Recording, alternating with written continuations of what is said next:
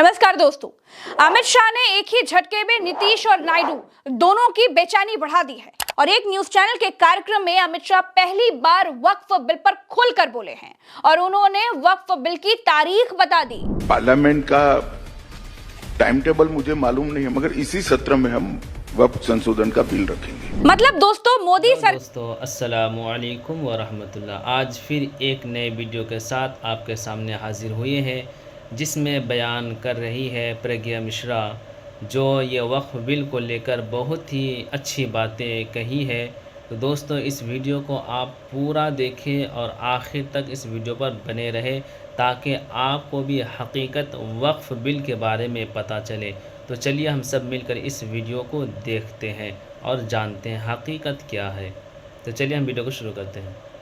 नमस्कार दोस्तों, अमित शाह ने एक ही झटके में नीतीश और नायडू दोनों की बेचैनी बढ़ा दी है और एक न्यूज चैनल के कार्यक्रम में अमित शाह पहली बार वक्फ बिल पर खुलकर बोले हैं और उन्होंने वक्फ बिल की तारीख बता दी। पार्लियामेंट का टाइम टेबल मुझे मालूम नहीं है, मगर इसी सत्र में हम वक्फ संशोधन का बिल रखेंगे। मतलब दोस्तों मोदी सरकार इस सत्र में इस बिल को लाकर ही रहेगी और अब नीतीश और नायडू सोच रहे हैं कि मोदी जी ने उनको फंसा दिया है, उनकी सियासत को खतरे में डाल दिया है।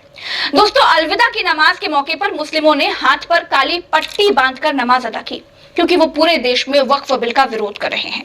मुस्लिमों का संगठन है AIMPLB, all India Muslim personal law board, Patna और विजयवाड़ा में इसके विरोध में ये रैली कर चुका है और अब संकेत ऐसे हैं कि नायडू बाबू खुलकर इस बिल का विरोध करने की तैयारी में है क्योंकि पहली बार रोजा इफ्तार के मौके पर चंद्रबाबू नायडू ने बहुत बड़ी बात कह दी। नायडू ने कहा कि TDP कार्यकाल के दौरान मुस्लिम समुदायों के साथ न्याय किया गया है। हमारी सरकार ने अल्पसंख्यक समुदाय के उत्थान के लिए 2025-26 के बजट में 5,300 करोड़ रुपए आवंटित किए हैं, जो विभिन्न क्षेत्रों में उन्हें समर्थन देने के प्रशासन के संकल्प की पुष्टि करता है। हमारी सरकार ने हमेशा वक्फ संपत्तियों की सुरक्षा की है और आगे भी करती रहेगी। अब दोस्तों मोदी जी की सरकार में मंत्री जयंत चौधरी के तेवर भी बदले हुए हैं। मेरठ में जब पुलिस ने सड़क पर नमाज ना करने का आदेश दिया तो जयंत ने इसका विरोध किया क्योंकि देखिए जयंत को भी पश्चिम उत्तर प्रदेश में मुस्लिम वोट मिलते हैं और उनको अपनी राजनीति पर खतरा बढ़ता हुआ दिख रहा है। आपको याद होगा कि ओवैसी ने 3 नेताओं का नाम लिया था, नीतीश, नायडू और पासवान।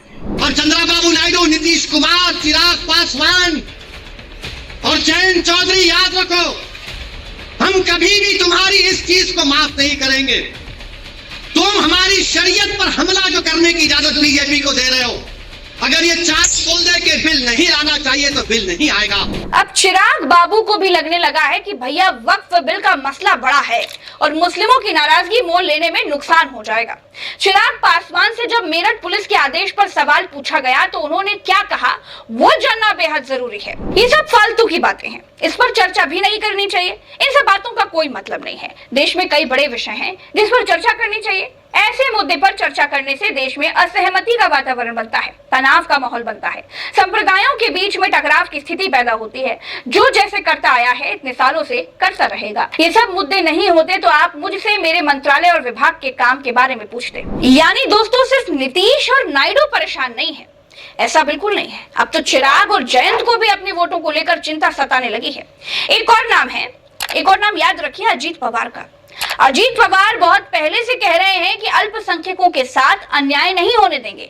भले ही एक सांसद हैं अजीत पवार के पास लोकसभा में, लेकिन महाराष्ट्र में उनकी पार्टी महायुति का हिस्सा है।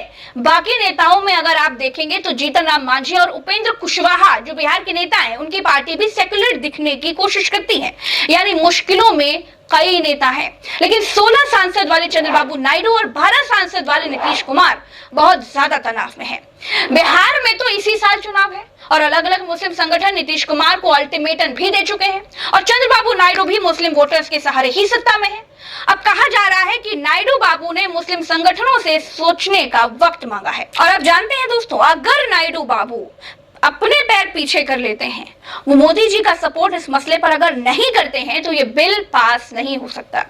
मुस्लिम संगठनों का साफ तौर पर कहना है कि आप मुस्लिम टोपी लगा लें, आप हमारे साथ रोजा इफ्तार कर लें, काम सिर्फ इससे नहीं चलेगा।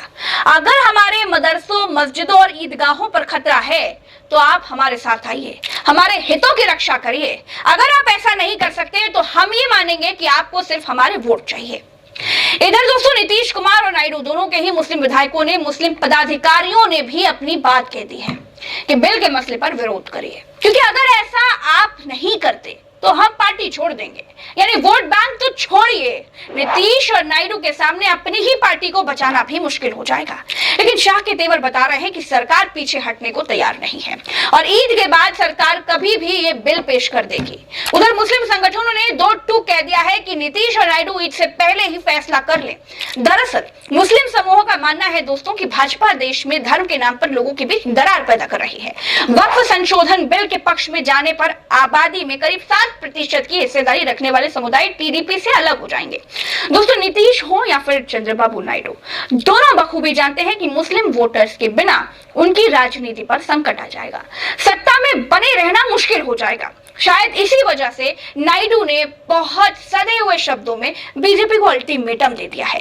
यानी अब बीजेपी को चंद्रबाबू नायडू को मैनेज करना पड़ेगा, वरना नुकसान हो सकता है। खबर है कि मुस्लिम संगठन लगातार नायडू के संपर्क में हैं।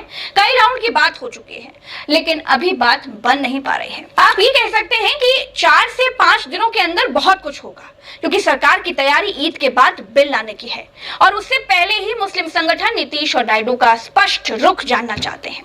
तो इंतजार कीजिए, नीतीश और नायडू की बात मोदी जी मान लेंगे या फिर इस मुद्दे पर नायडू सरकार से किनारा कर लेंगे, क्योंकि अगर ऐसा हुआ तो मोदी जी की सरकार अल्पमत में आ जाएगी। ये वक्फ बिल बीजेपी के लिए मुसीबत बनता जा रहा है। दोस्तों फिलहाल इस खबर में इतना ही, हमें दीजिए इजाजत। राम राम, दो सलाम, जय हिंद। चैनल को सब्सक्राइब करके हमें मजबूत कीजिए। नमस्कार दोस्तों, इस वीडियो को ज़्यादा से ज़्यादा शेयर करें और हर मुसलमान तक इस वीडियो को पहुंचाए।